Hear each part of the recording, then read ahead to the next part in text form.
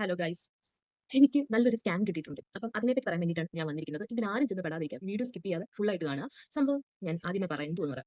ഞാൻ ഇന്നലെ വൈകുന്നേരം ഇവിടെ നിന്നപ്പം എൻ്റെ അടുത്ത് പറഞ്ഞു ഒരു കൊറിയർ ഉണ്ടെന്ന് പറഞ്ഞു. കൊറിയർ ബോയ് വിളിച്ചു. അപ്പോൾ ഞാൻ ചെന്നു.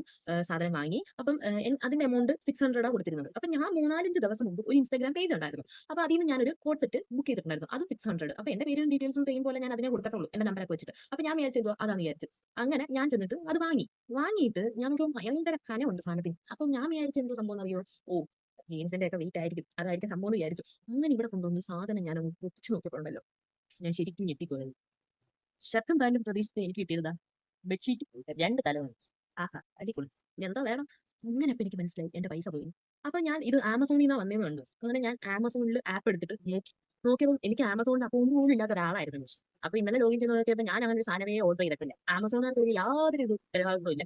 അങ്ങനെ ഞാൻ ആമസോണിൽ മെയിൽ അയച്ചു. ഞാൻ മെയിൽ അയച്ചത് ഇവിടെ കൊടുത്തേക്കാം. അങ്ങനെ ഞാൻ ഓർഡർ ചെയ്ത ഇൻസ്റ്റാഗ്രാം പേജിൽ ഞാൻ ചോദിച്ചു. കുറെ മെസ്സേജ് അയച്ചു. അവർ യാതൊരുവിധ മറുപടിയും തരുന്നില്ല. അപ്പൊ എനിക്ക് മനസ്സിലായി ഫുൾ ഉടായിപ്പാന്ന് മനസ്സിലായി.